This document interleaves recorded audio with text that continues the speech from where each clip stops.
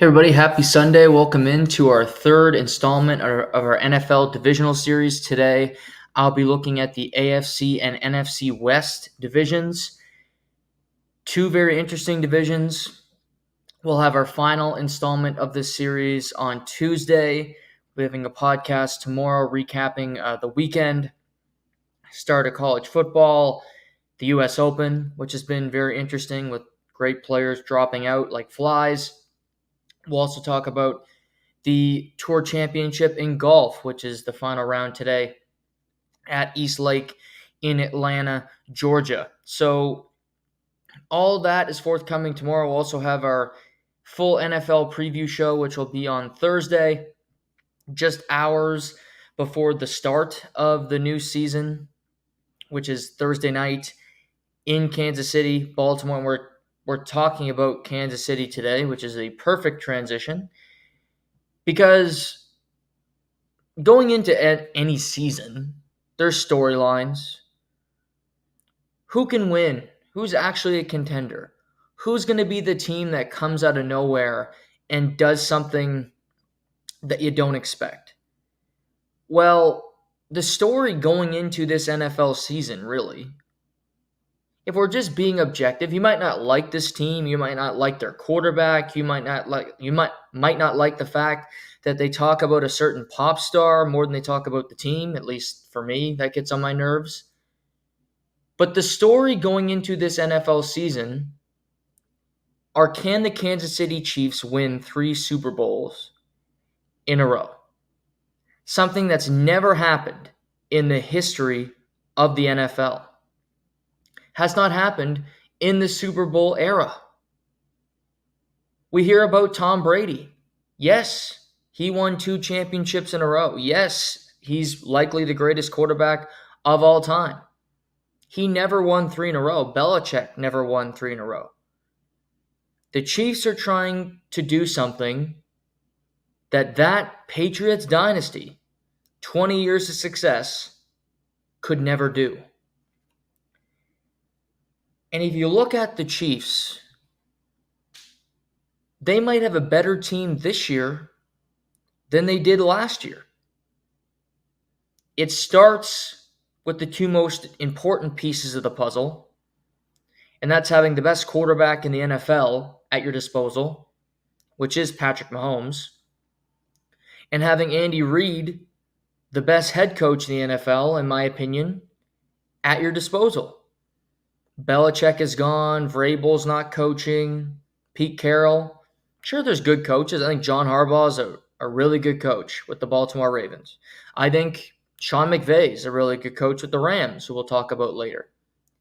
But Andy Reid is the gold standard right now. Andy Reid and the success he's had with Mahomes in Kansas City, winning the Super Bowls, nobody can touch it right now when it comes to active head coaches. But the Chiefs bring back your quarterback. You bring back your head coach. This offseason, they gave Chris Jones an extension. Looked like he could leave, but they wouldn't let him. He didn't want to leave. So he gets an extension. He gets a great deal. You bring back one of the more important pieces of your team. Then they draft Xavier Worthy out of Texas, the fastest player in this draft. He can fly. He is going to be a big play opportunity for Patrick Mahomes, and something that he hasn't really had at his disposal, I would say in particular last year, where Kadarius Toney is a tweener of sorts, but he's also a player who drops the football, who fumbles the football, who forgets that you're playing football, and he's not really a reliable target. So you draft Xavier Worthy late in the first round. They trade up to do so. They bring in Hollywood Brown, formerly of Baltimore and formerly of Arizona. The Oklahoma product will miss the first game of the season, but he's another guy that has speed, that will bring a different element to this offense, because Juju Smith-Schuster left He left to go see what's happening elsewhere with this Chiefs offense. Left for more money, no problem. But you look at their depth chart, you replace those pieces. And they ultimately brought him back because he got cut by the Patriots. But Rashee Rice looks like he's not going to be suspended for his actions in the offseason. Marquise Brown, a.k.a. Hollywood Brown, Xavier Worthy, Sky Moore still on this team, who will likely be a special teams player. McCole Hardman.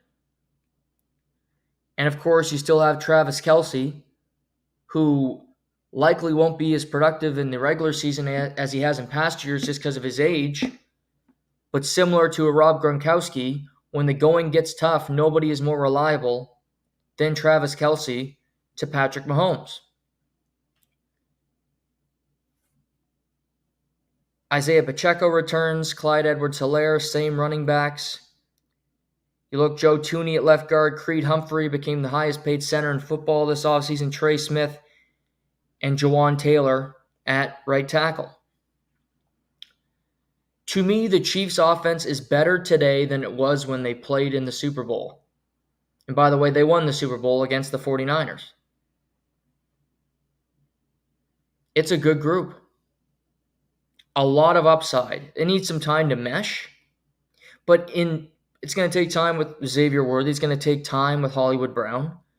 But you still have Rashee Rice, who's been reliable. And you still have Travis Kelce, who will always be there. So you have pieces that you can trust.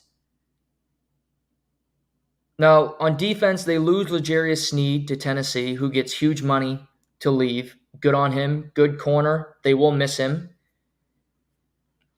They lose Tommy Townsend, their punter. Blaine Gabbert, the backup quarterback, retires. Willie Gay, the linebacker. But you look, Trent McDuffie, they keep him. He was a great draft pick out of UW. Remains one of the better cornerbacks in football. They have Shamari Connor coming in to play nickel. We'll see what he can do. Played some last year. Again, he's coming from within. Drew Tranquill, who got snaps last year with Willie Gay, replaces him. So this defense has snaps together. They know what they're doing. To me, they're one of the better defenses in the NFL with Chris Jones, with George Karlaftis, with Mike Dana. They can get after the quarterback.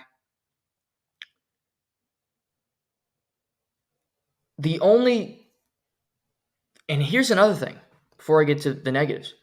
This team was not the first team in the AFC last year. They lost to the Raiders. Remember that game on Christmas Day, how awful the Chiefs were? Going into the playoffs, they looked like a wounded bird.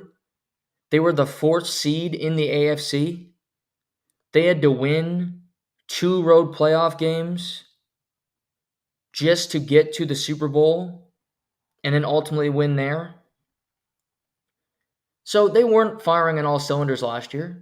I think the only thing you could look at this team is go injuries, but that's every team. Sure, if Mahomes goes down and Carson Wentz has to be the quarterback, that's an issue. It's a problem. But outside of that, you go, well, the only thing you can look at is it's never happened before. No teams won 3 championships in a row. There's no precedent for this. Patriots got close. Patriots were great, but I think fatigue takes over. I think that drive to be great. One thing that I think helps the Chiefs is they're not playing in a loaded division. I think they're playing in an interesting division, but I don't think it's full of elite teams. I think they will cruise to a divisional title. This season, I actually see them being the number 1 team in the AFC again, having home field throughout the playoffs. And I think if anybody can do it, Brady's great. He is. We'll see how good he is in the booth. But as a quarterback, Brady was fantastic, and Belichick is a great coach. He might not be your cup of tea, but that doesn't mean he's not a great coach. But they didn't do it. And I think Mahomes is better. than Brady. There's a difference between being a better quarterback and all-time great. All-time great, Brady is superior because Brady has more Super Bowls and he did it for longer. But to me, there are several quarterbacks who are better than Tom Brady. And that doesn't take anything away from his greatness. To me, Aaron Rodgers is a better quarterback than Tom Brady. And that might be controversial. Don't care. My opinion. Mahomes, better quarterback than Tom Brady. Brady, an all-time great. Mahomes, the better quarterback because he can do stuff that Tom could never dream of. Mahomes can hit somebody on a 5-yard slant on a 3rd and 5 for a first down. Brady can't scramble for 34 and a touchdown like he did against the Tennessee Titans in the AFC Championship game 2 years ago. That never happened. I saw his whole career. It never happened once. It's just different athletes playing the same position. The off-platform throws, the creativity. And it's not just stat-stuffing stuff because guess what? He's winning while doing it. It's not as if you're throwing a pass behind your back, it's incomplete, they take it back for a touchdown. He's winning Super Bowls and doing it his way. So, I am not betting against the Kansas City Chiefs because I think it's a stupid bet. I made money on them all postseason last year because they were an underdog in every game other than their home game against the Miami Dolphins. And they covered that spread too. Underdog against the Buffalo Bills, win the game outright. Underdog against the Baltimore Ravens, win that game outright. Underdog against the San Francisco 49ers in the Super Bowl, win that game outright. All dogs. If you're betting on the Chiefs, you were doing well with your paycheck, and your wife probably wasn't berating you for spending money because you had it rolling in. We're going to talk over-unders when we do our season preview on Thursday.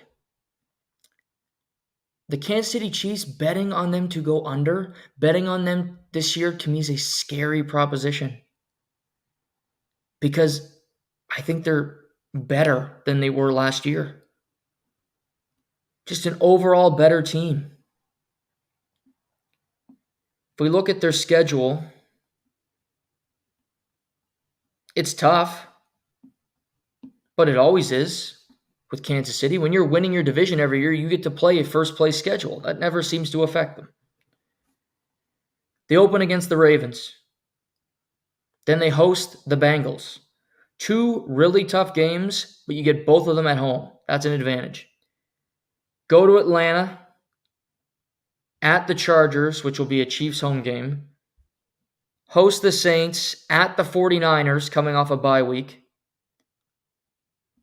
At the Raiders, host the Bucks, host the Broncos, at the Bills, at Carolina, Raiders, Chargers, at the Browns, Texans, Steelers, Broncos.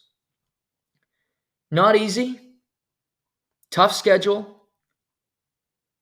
But 10, 11 wins, 12 even. Why not? Win the division? Sure. They have set the standard. And going against, it's like betting. I've learned this because I bet against the Patriots because when I was a fan of teams, I hated the Patriots. There was nothing, I think I hated the Patriots more than I hated the Montreal Canadiens when I was a fan of teams because the Patriots are actually good. Montreal, okay, I could hate Montreal, but they suck. Who cares? Leafs fan, oh, our team sucks. Well, your team sucks too. Well, we both suck together. Woo! The Patriots were always good, and you want them to fail. And seeing, I bet against them, being a Dolphins fan, the Super Bowl every year was that when they would go to Miami in early September and lose because it was so hot and the humidity, and Brady didn't like playing down there. That was the Super Bowl. That's how pathetic it was. Not, oh, let's try to win something here. It's, oh, let's beat the Patriots once.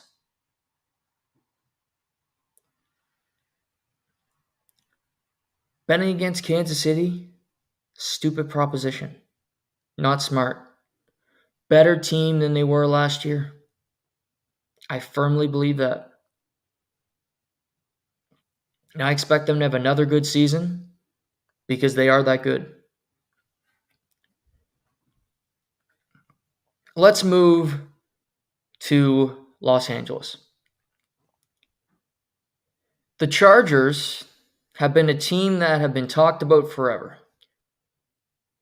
The Chargers get a quarterback, if the Chargers get this, if the Chargers get that, they could win a Super Bowl. And they're often lucky enough just to make the playoffs. Justin Herbert, they got a pick after Tua. And if you look at their careers to this point, Tua has more playoff appearances. Neither of them have a playoff win under their belt.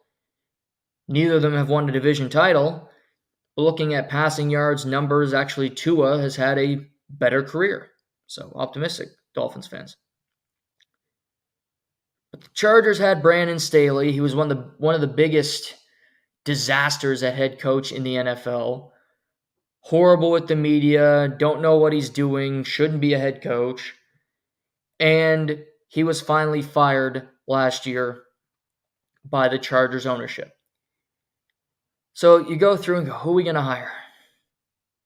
A lot of good names out there, but nobody was more obvious to me than Jim Harbaugh. Just won a national championship with the Michigan Wolverines, his alma mater. He finally did it. You beat Ohio State. You win a natty. You beat Nick Saban on the way to doing it. And also the NCAA is on your ass with an investigation due to sign stealing. Okay, let's go. Let's get the hell out of college. I don't want to be suspended. I don't want to take away my national title. I'm going to LA. Get the hell out of Ann Arbor. Screw the winter. It sucks. Let's go to LA. Jim Harbaugh becomes a head coach. You pair him with Justin Herbert. And they really did a retool of this roster.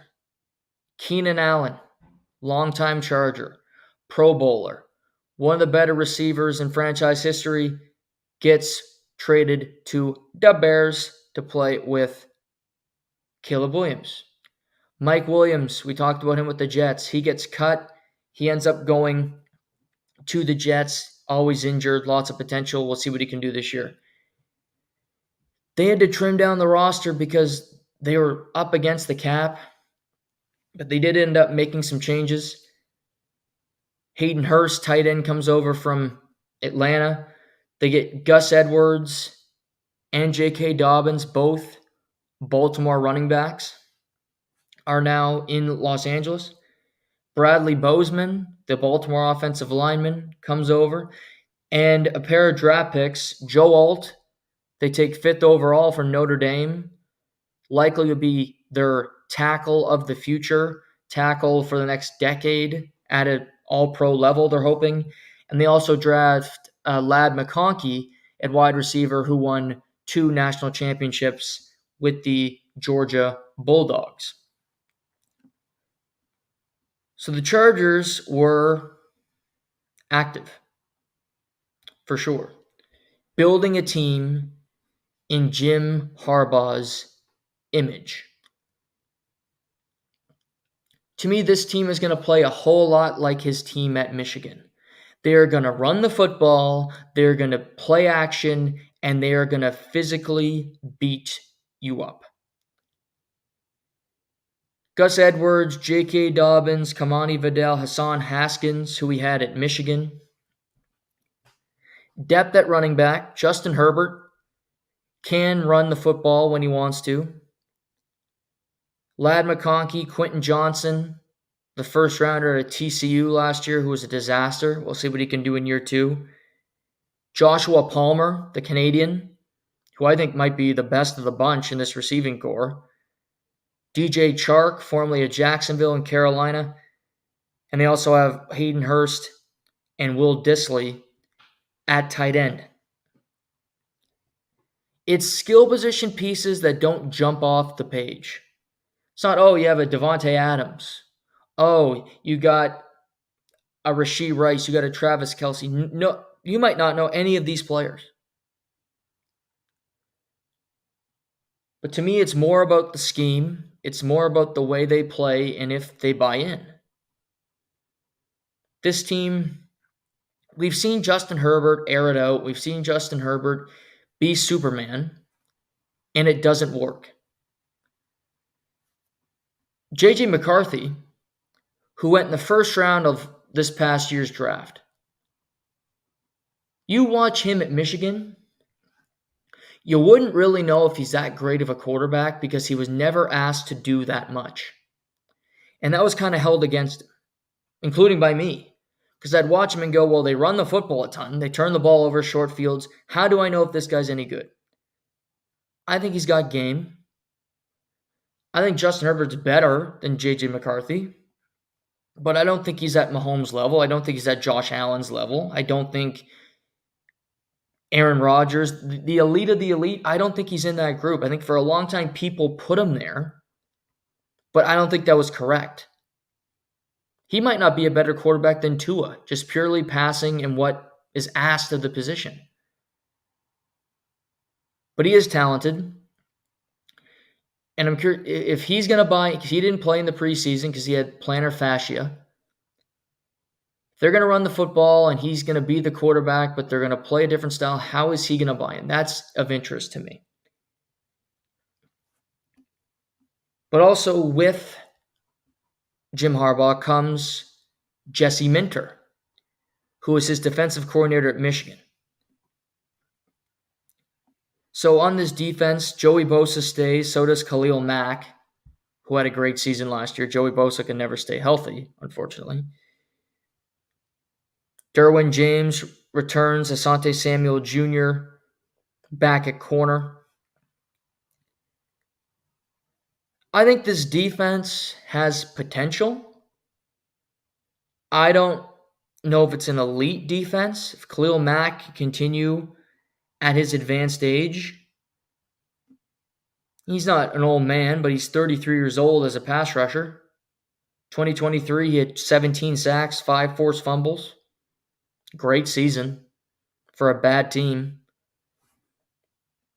He can do it. Joey Bosa, 6.5 sacks last year, 1 forced fumble.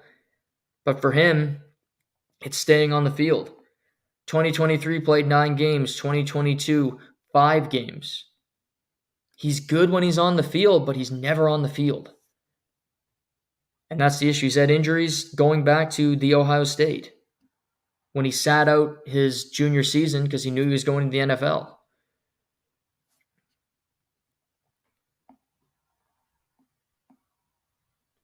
But I look at this team, Joe Alt at right tackle, Rashawn Slater left tackle. 2 guys that could both be Pro Bowlers at their position or All-Pro, for that matter. They're that good. Bradley Bozeman comes into play center, really good center for Baltimore. Trey Pipkins, solid at right guard. I don't think this team will allow a lot of sacks like they used to. I think this team will run the ball effectively. When the playoffs expanded, somebody has to be the 7th playoff team. And I think the Chargers are in that mix with the Dolphins of the world and with the Jaguars of the world. Somebody has to fill that spot. And I think the Chargers are in that mix. There's a team every year that goes from the Chargers had 5 wins last year. Could they go from 5 to 9, 5 to 10 this year? I wouldn't rule it out. They're going to have to figure some stuff out. Looking at the Chargers' schedule this upcoming season. Let's see here. They open against the Raiders. Nice. Then they get at Carolina. Nice. At the Steelers, host the Chiefs, Broncos, Cardinals, Saints. That's a really nice September and October. Really nice. get the Titans on their schedule. They do have to play the Bengals and the Ravens, Falcons, Bucks, Broncos, Patriots, Raiders twice. We're going to predict playoff teams on Thursday, but the Chargers are going to be in that mix. To me, they're one of the more interesting teams to watch because I like Jim Harbaugh. I find him fascinating, and they have improved. And I want to see if they can buy into the style that he wants to play.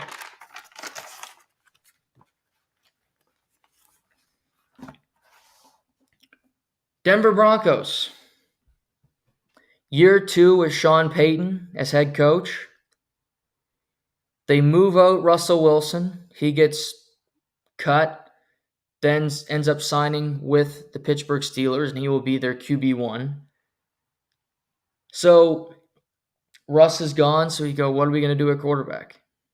Well, they go to the draft, and with the 12th overall selection, they select Bo Nix, quarterback out of formerly Auburn, transferred to Oregon, and he played the most college football games in NCAA history.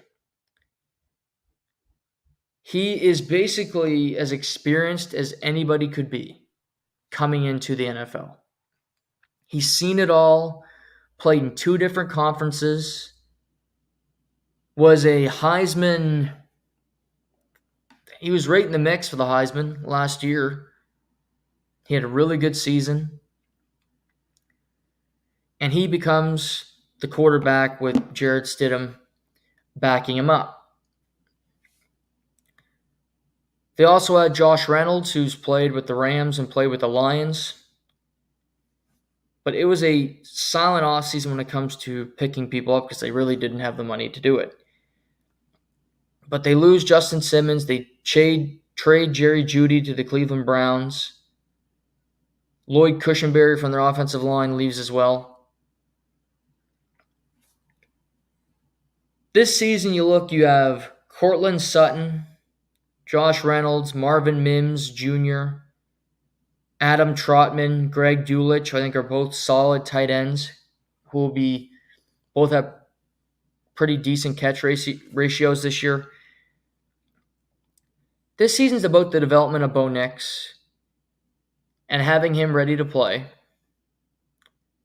when this team is ready to compete, because I don't see them, they're not there yet. I don't think they're going to finish last in their division, but I don't think they're a great team. They had a defense that gave up 72 points last year. I think it's better. If you look at it, John Franklin Myers comes over. They keep Alex Singleton, former CFL MOP. Pat Surtain remains at corner. He's awesome. Zach Allen comes over from the Cardinals. It's not great. It's fine. It's okay. But the Broncos used to have an elite defense. They do not anymore. Offensive line, Garrett Bowles, Ben Powers of formerly of Baltimore, Mike McGlinchey. I don't mind their offensive line. Running backs, Javonte Williams, Audric Estime, who played at Notre Dame. All solid options.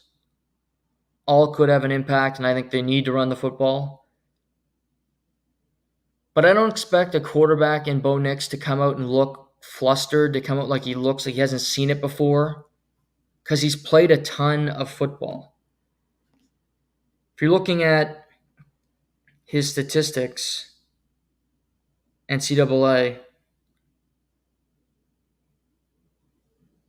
he's completed 1,200 passes in college football. Started playing college football in 2019 with Auburn. So, a ton of experience, 15,000 yards passing, 113 touchdowns, 26 interceptions. So, he knows what he's doing coming into this. I think it'll be fun to watch. I think he's actually going to play well for the Broncos. They just need a better team around him altogether. Looking at their schedule,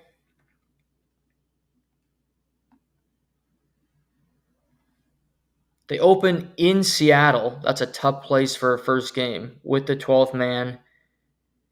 Then host the Steelers, at the Buccaneers, at the Jets, host the Raiders, Chargers, Saints, Carolina, Baltimore, Kansas City twice, obviously, Browns, Colts, Bengals. So they play some tough defenses. We're going to go over their over-under, but I expect them to be better this year. And it's tough to say because you look and they're 8-9 last year. Do I think they're going to get to 8 wins? I don't. But I think it'll be a better season altogether because I think you're going to leave the season going, we have a quarterback that we trust. And we have a quarterback that our head coach actually likes, because it was very clear that Sean Payton wanted nothing to do with Russell Wilson. And whether he was right in that opinion or not is kind of irrelevant. He's the head coach and he didn't want him. And based on some of the shit Russell Wilson does, I can't really blame Sean Payton. Because I think Russ is a bit of a pain in the ass, quite frankly. But Broncos Nation, if you go year to year, 8-9, I don't think you'll have 8 wins this year. It'll be under. But you might leave the season with a better taste in your mouth. Maybe. Let's move on to the Las Vegas Raiders. My family and I will be at a Raiders game at the end of September, which I'm looking forward to. Beautiful Allegiant Stadium, Las Vegas, Nevada. You know, the Raiders. They're an odd group. You have Pierce, the head coach, who I like, and I'm glad he got the job because that team played hard for him at the end of last year.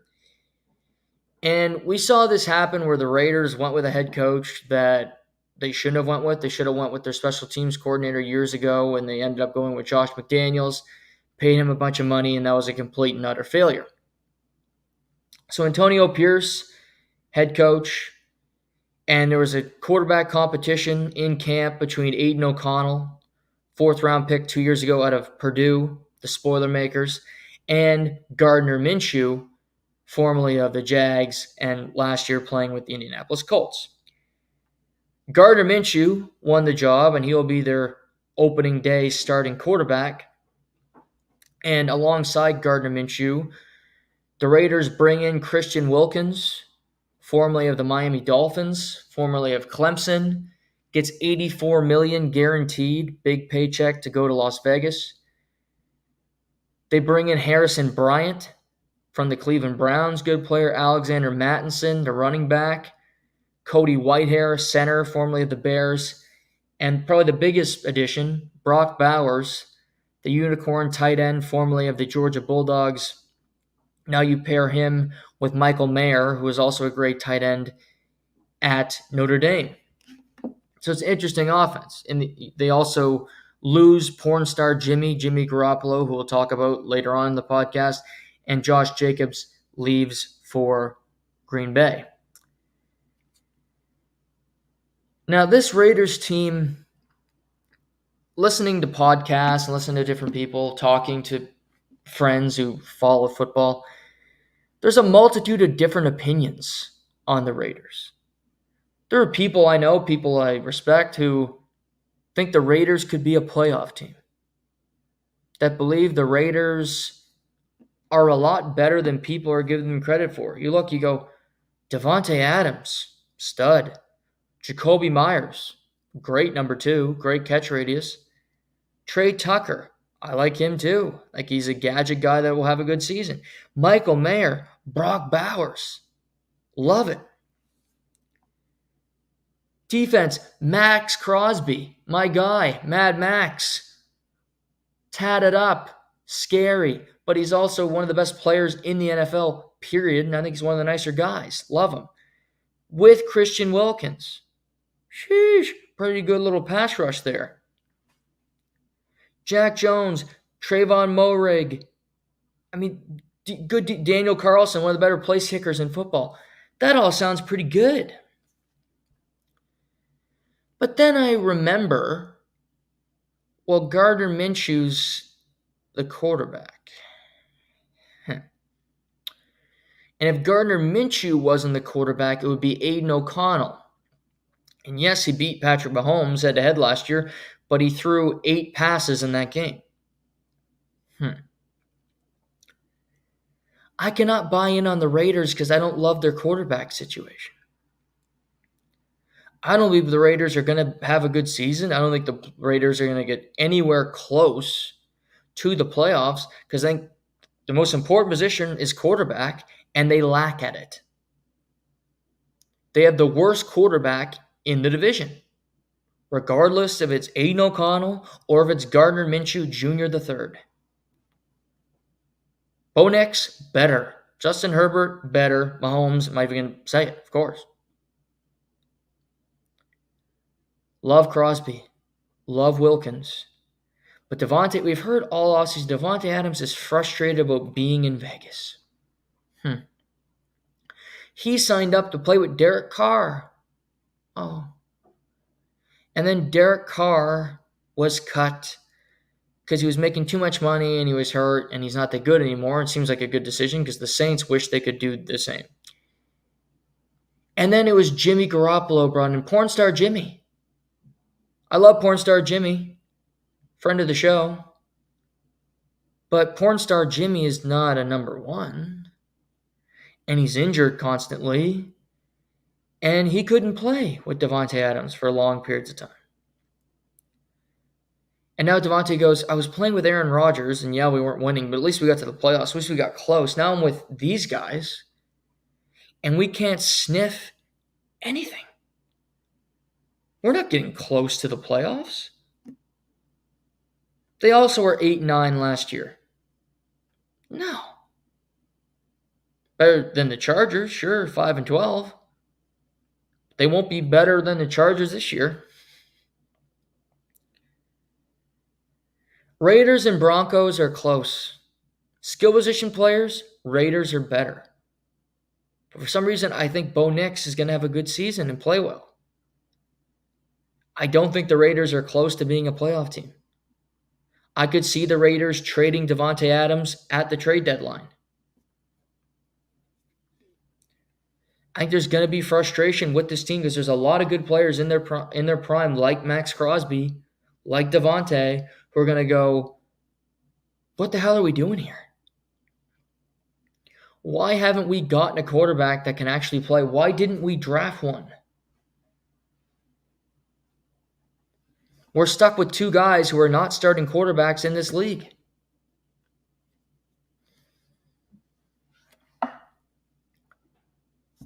If we look at the Raiders' schedule,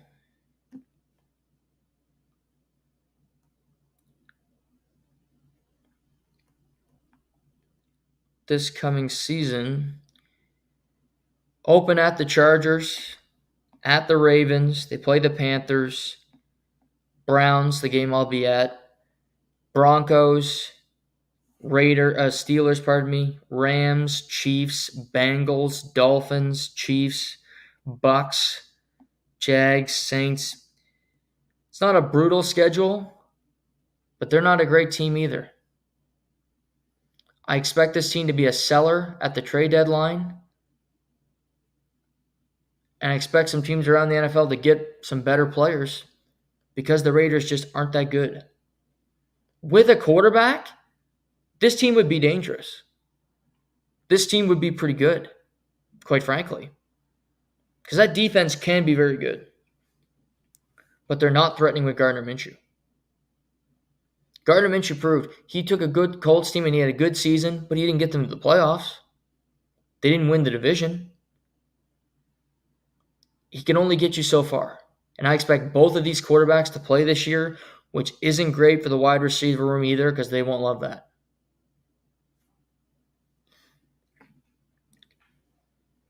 Chiefs are going to win this division, like they do every year.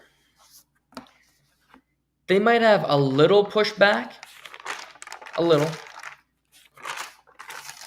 but not an overly big pushback.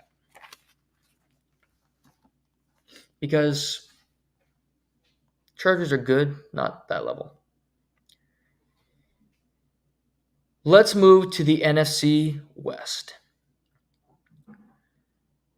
The Chiefs represented the Super Bowl AFC West team. The San Francisco represented the NFC in the Super Bowl NFC West team. And they've had an interesting offseason. Interesting last couple weeks. Brandon Ayuk didn't really participate in training camp, was a hold in. And on Friday, they ultimately came to a deal. Ayuk makes $30 million a year, tying him with Tyreek Hill and Amon-Ra St. Brown of the Detroit Lions. So he's in the upper echelon of receivers in the NFL.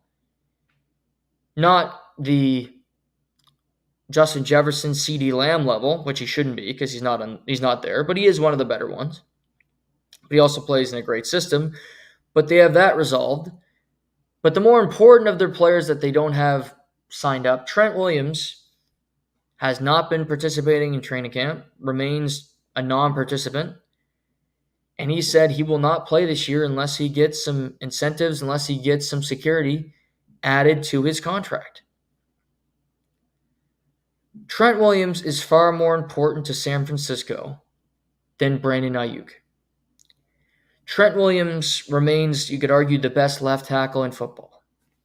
Even at his age, Trent Williams is a force of nature. He wrecks people when he's on the field.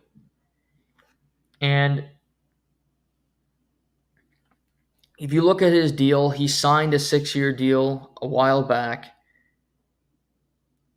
2024 cash, he'll make almost $21 million this year, but there's multiple tackles making $25 to $30 million. So I think he wants to be in that range. So, and he's 36 years old. He wants more money added to his contract, which I don't blame him, but also you signed a contract. So, but we've seen that teams usually will wilt to the player, and in particular in this scenario, San Francisco cannot win the Super Bowl without Trent Williams. And that might sound like hyperbole, but it's really not. He is that important. He's more important than Brock Purdy, the quarterback. More important than Kyle Shanahan's system. More important than Christian McCaffrey. They need Trent Williams. They open their season a week tomorrow against the New York Jets. And as of now, nothing's been done. He has not shown up. He has not practiced all training camp long. I don't know if he'll be able to play week 1, quite frankly. But they need to figure that out. They need to give him some money, something, because they're all in. John Lynch, Kyle Shanahan, they know. Every year going in, it's winning the Super Bowl or bust. They remain one of the best teams in the NFC. Without Trent Williams, I don't know if they win the division, quite frankly. If you look at it, Jalen Moore playing left tackle. That offensive line looked like shit. In the final preseason game, Brock Purdy got hit 6 times. In a preseason game. That shouldn't be happening. But it did. So they need to figure that out. Christian McCaffrey, back at running back, obviously. Deebo Samuel. Brandon Ayuk. They re-signed Jawan Jennings, Mr. Third Down as well, George Kittle. They drafted Ricky Pearsall in the first round out of the University of Florida. Yesterday, he was shot. There was an armed robbery. He was around the situation, and something happened where he ended up taking a shot to the chest. Thankfully, he's okay. Sounds like he's going to make a recovery. No worries of death, so that's obviously great news. But he was dealing with injuries in training camp, and now he goes through this. Just with the bad news with the Gaudreau family that we've heard around the sports world lately, it's just great that Ricky Pearsall is going to be okay. But he was very talented at Florida and could be creative in this offense. They also have Kyle Juszczyk. It's a loaded group. Now, if Brock Purdy were to get hurt, quarterback behind him is Brandon Allen, who's been a veteran. He's been on practice squads. He's 31 years old. If you look, he was in Denver, then he was in Cincinnati for a number of years. Been a backup, been on the practice squad with the 49ers before. Hasn't taken a snap in the NFL since 2022. Behind him, you have Josh Dobbs, the Pastronaut, who played obviously last year for Minnesota, but he's had his ups and downs. Play with Minnesota, play with Arizona, play with Tennessee, play with the Steelers. So he's bounced around. On defense, they lose Chase Young, but they were happy to do it. They lose Eric Armstead, which is a big loss to Jacksonville. He's a stud. Sam Darnold leaves for Minnesota, become their starting quarterback. But they do add Malik Collins. They add Devondre Campbell from Green Bay, who's played really good football. Bring in Leonard Floyd, a Super Bowl champion. So with Greenlaw back healthy, remember he tore his ACL in the Super Bowl. Mr. Fred Warner, the best middle linebacker in football. Javon Hargrave, Malik Collins, Leonard Floyd, Nick Bosa. Hufanga, the strong safety, he's back healthy, tore his Achilles last year. This defense is very good. Can play with anybody. When healthy, they're as good as anybody. You have Greenlaw and then Campbell as his backup, which is an awesome piece to have off the bench. If injuries pop up, which they will. On offense, you look and go, okay, if Debo gets hurt, Pearsall is there, or Ronnie Bell, who played snaps last year, will get more. So, to me, San Francisco is clearly the best team in this division, although I do think the Rams are very good. They've been really successful for the last number of years. I think Kyle Shanahan's a great head coach, but they need to get that Trent Williams situation figured out. They figured out Ayuk. They now need to figure out Trent Williams.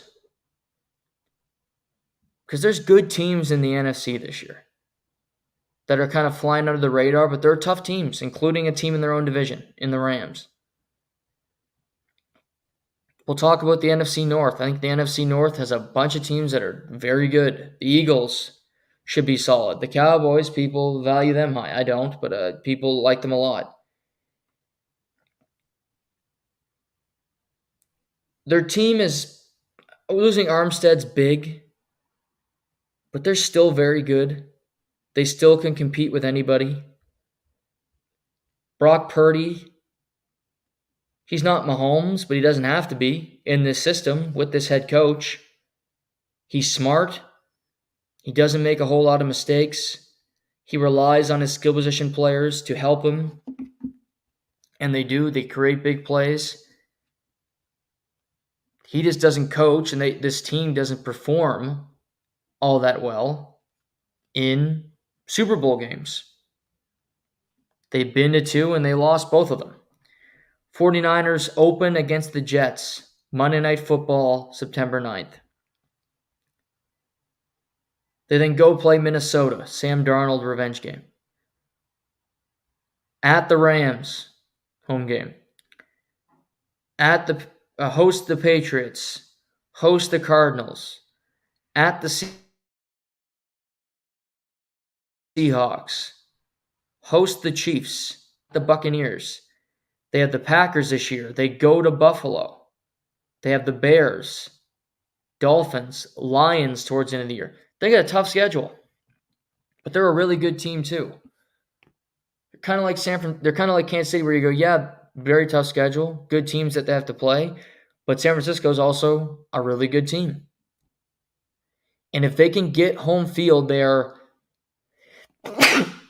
excuse me, so hard to beat in the playoffs because they play incredible at home. After getting to a Super Bowl that next year is tougher, I think it will be tougher. Their record, I don't think will be as good as it was last year, quite frankly. Because it's just tough. They were 12-5 last year. Can they go 12-5 again? We'll see. That could be right around it, maybe. Because there's pitfalls that definitely can happen. If you look at they're 13-4 the year before. 2021, 2022, they were 10-7. So they're always a good team. Always in the mix. It's rare that they're not good. But San Francisco is the class of the NFC West. They remain it. But I do think that the Los Angeles Rams are a very good team. Now, they lost Aaron Donald in the offseason, who retired. One of the great players in the history of the sport. The best player to ever play his position. But Matthew Stafford remains at quarterback. Sean McVay remains the head coach. And when you have those two pieces, you know you have a chance because you have a good team already. They lost Carson Wentz, who left to go to Kansas City. Aaron Donald retired. Jordan Fuller left for Tampa. In the offseason, they bring in Jimmy Garoppolo to be their new backup quarterback. They signed Tre'Davious White, who's been injured a lot with Buffalo, a cornerback. But there could be some upside there if he can stay healthy because he's been great when available. To me, they have a better offensive line than they have in previous years. Jonah Jackson, who was with Detroit, really good, is now a member of the Rams. He comes in to play center. They bring in Kevin Dotson from the Browns coming in. And they get Colby Parkinson from Seattle in division with Higbee out the first 4 games. Puka Nacua, Cooper Kupp, both healthy.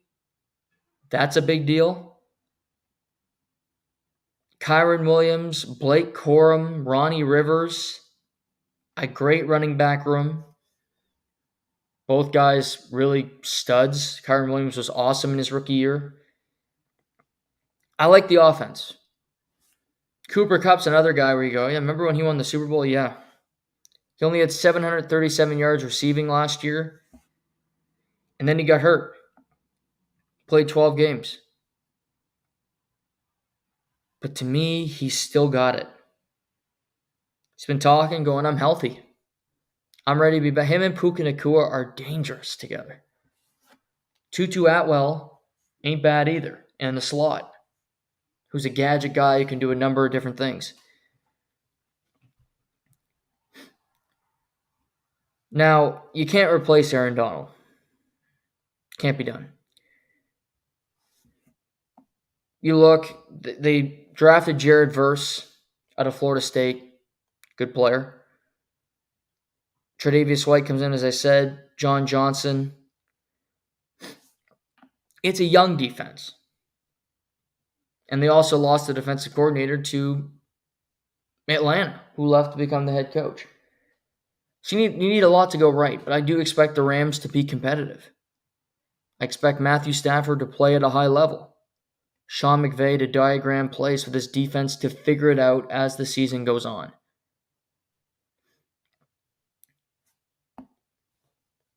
Kobe Turner.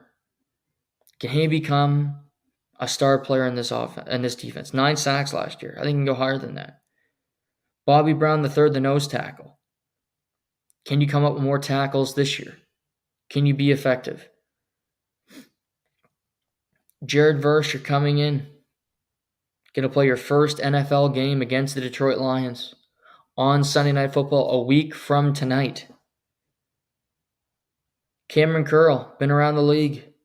74 solo tackles last year.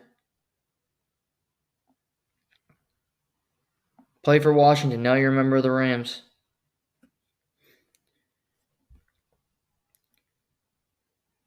They always seem to be a playoff team under Sean McVay and with Matthew Stafford at the helm, if Stafford's healthy. And he's healthy going into this season. Last year, Stafford, 24 touchdowns, 11 interceptions, almost 4,000 yards passing, 63.5 QBR, which was good for 6th in the NFL. Now, it won't be easy. They open against Detroit, who they played in the playoffs, at the Cardinals, then they get the 49ers, Bears, Packers, Raiders, Vikings, Seahawks, Dolphins, Patriots, Eagles, Saints, Bills, 49ers, Jets. The key for them is to win their divisional games. And can you win a game against San Francisco in the regular season? Maybe. Because I think there's a lot of games that they can find success and win, quite frankly, on their schedule. A lot of winnable games. I think the Rams are better than they were last year, despite the fact that Aaron Donald is gone. You can't replace that. And that's a killer. It is. What they've done around him, I like it. A team that's been over 500 the last 2 years made a seismic shift in the offseason when they fired Super Bowl champion head coach, 2 appearances, Pete Carroll. Seahawks made the playoffs 2 years ago with Geno Smith. They finished 9-8 last year, a game above 500. But they did miss the playoffs, and they went, you know what? It's time for a change. Pete Carroll leaves, doesn't get another head coaching job. They keep Geno Smith. They bring over Sam Howell to back him up, the former Washington Commanders quarterback. And Mike Macdonald, the defensive coordinator of the Baltimore Ravens, who was very successful in his stint there, becomes the head coach of the Seattle Seahawks. Now it's kind of a trend this offseason. You see Mike Macdonald, you see Raheem Morris become head coaches, defensive coordinators. So Mike Macdonald comes in, created an awesome defense in Baltimore, created a successful program there, and he's hoping to do the same in Seattle, where he's coming into a situation where the cupboard is not bare, so to speak. You have Geno Smith, who's played at a Pro Bowl level. You have DK Metcalf, Tyler Lockett, and Jackson Smith-Njigba at your disposal, who are all great, all elite receivers. Not to mention Noah Fant, who they got in the Russell Wilson trade, who isn't bad either. And you have Kenneth Walker Jr. III, who was an electric college running back, 905 yards last year. Not fantastic, although he did average over 4 yards a carry. Zach Charbonnet of UCLA, and they also got Kenny McIntosh, who played at Georgia. So you have decent running backs, awesome receiver room, and a pretty decent tight end. Offensively, this team is solid. And I think the thought process for the Seattle Seahawks organization was, we should be better than 9-8. Because our quarterback plays pretty well, which is true. 15 games last year for Geno, 20 touchdowns, 9 picks. He was 30-11 the year before, so more productive the previous year. Better completion percentage, went from 69.8 to 64.7. So he did go down, but he was taking a lot more hits, to be fair, and this offense just wasn't clicking the way that it was. So in the offseason, they keep Charles Cross, who's a first-round pick at left tackle. They bring in Connor Williams, who was the center for the Dolphins. When healthy, he was playing really well. They get Abraham Lucas, who's 25, and I think has some potential. They're hoping that he played with Denver, hoping that he can play well. They also have George Fant behind him. Bring over Laken Tomlinson, who's 32, experienced. So I think offensively they're going to be okay. I think this team can get caught in the void of going for the big play too much. Geno holding the ball, and then you get sacked and you're put in third and long situations, and then you're off the field. If you look, he was sacked 31 times last year. I think that number can go down. Get the ball quickly out of your hands. Make a play. Because I still think Geno, yes, he's not the elite of the elite, but he's a good quarterback. He's proven that. He can play at a starting level. For Mike McDonald, you got to look at the defense and maximize it. They draft Byron Murphy II out of Texas. Really great player in college. You look at his NCAA career. Last year had 5 sacks, but he had 2 forced fumbles. He can get after the quarterback, but I think still it's going to be a huge run stuffer for Seattle. Jonathan Hankins, Jaron Reed, both been around the league, good players. Leonard Williams, who's really the nucleus of this defense. They also drafted Mike Morris, who played for Michigan. So I think he'll get more snaps this year. Jerome Baker comes over from the Dolphins to play some linebacker. Tariq Woolen back healthy. Julian Love, Devin Witherspoon, who was awesome. Breakout star last year on that defense. Seattle can be a playoff team. I think it's going to take a lot to go right for them to be a playoff team, because I think there's some really good teams in the NFC. Some really good teams. But this team has so much. DK Metcalf, Lockett, and Jigba. That's stacked, a wide receiving room. DK Metcalf last year had 1,100 receiving yards. An improvement over 2022. Tyler Lockett last year, 894, 5 touchdowns.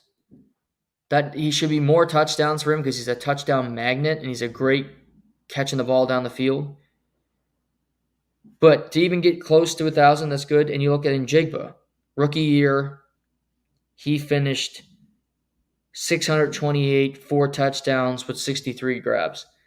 There's going to be the third guy. If the third guy can be around 700 with 60-plus receptions, Metcalf 1,200 to 1,300, Lockett, I think, should be this. There should be 2 1,000-yard receivers on this team easy, the way these guys do it. And then Noah Fant gets 400, which he did last year. No touchdowns, which bit of a surprise. And then you run the football with Kenneth Walker. The balance this team can have could be dangerous. They open against the Broncos at home in front of the 12th man. Then they go to the Patriots, host the Dolphins. To me, the Seahawks, important start. They should start the season 3-0. They kind of have to start the season 3-0 if they're going to be a playoff team for me, because their schedule gets harder. They're then at Detroit, probably going to lose that. Host the Giants, must-win game. Host the 49ers, at the Falcons, host the Bills, host the Rams, at 49ers, host the Cardinals, Jets, Cardinals, Packers, Seahawks. They have tough games, certainly. Can I find 10 wins in that schedule? Yes. They're going to be close, very much in the mix to make the playoffs for me, because they have the team to do it, and I like their head coach, and I think Geno Smith's a good quarterback. He's not Mahomes, but he's good. He's not incompetent. He's better than Gardner Minshew. So they'll be a team to follow. 2 straight years of over 500, but you bring in a new head coach and can Pete Carroll. And they're not rebuilding, clearly, because you keep all your receivers and you keep your quarterback. And I don't even think people in the organization believe they lost last year because of Pete Carroll. Sorry, because of Geno Smith. He was fine. Got banged up a little bit, but he wasn't the reason that they didn't go into the playoffs or get deeper.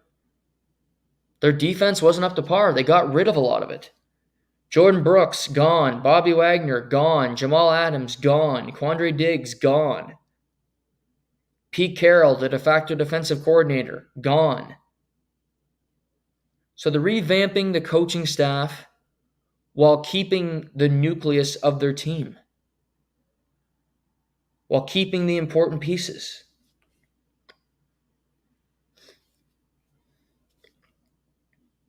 I expect this team to be a good team and a tough out every time you play them. And they have one of the best home fields in football. Period. Hard to play in Seattle, hard to win there.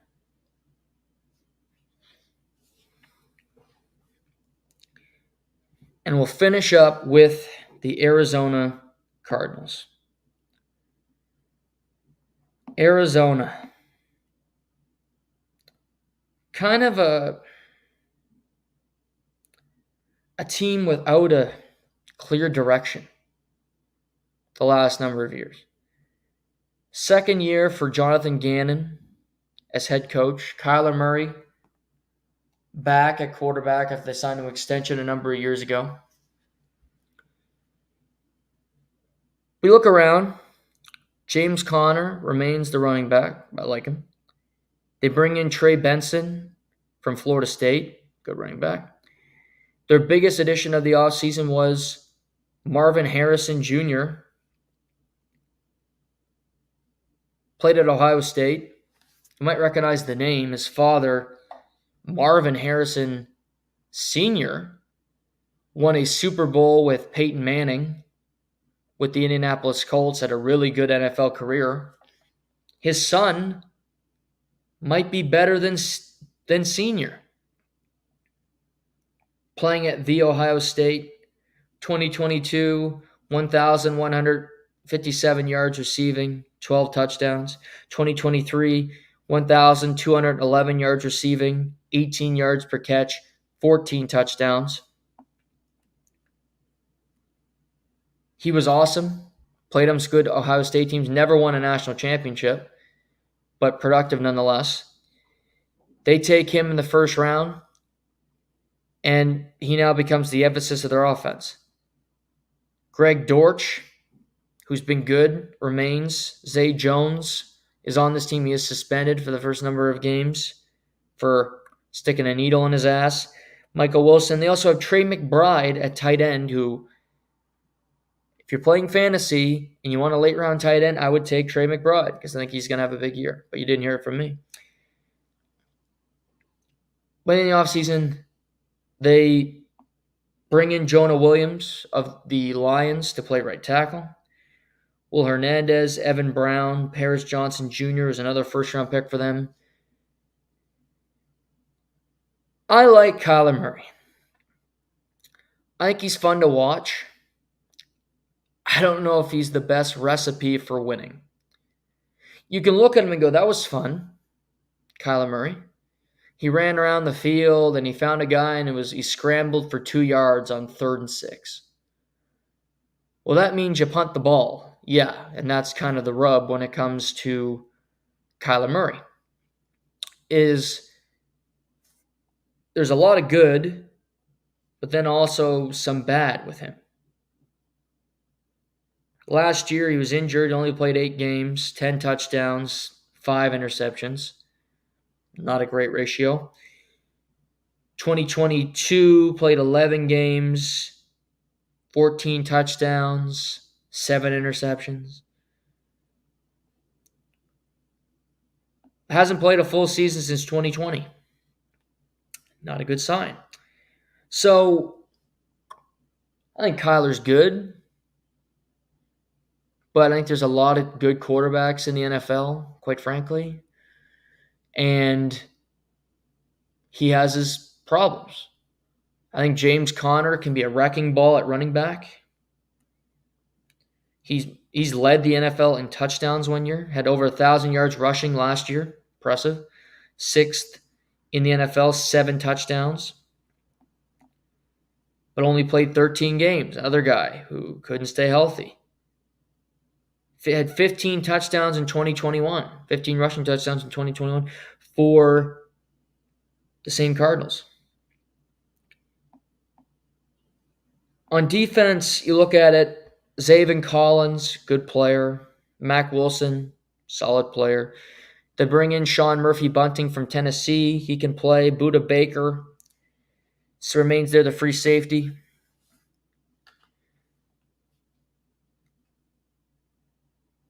They're a team where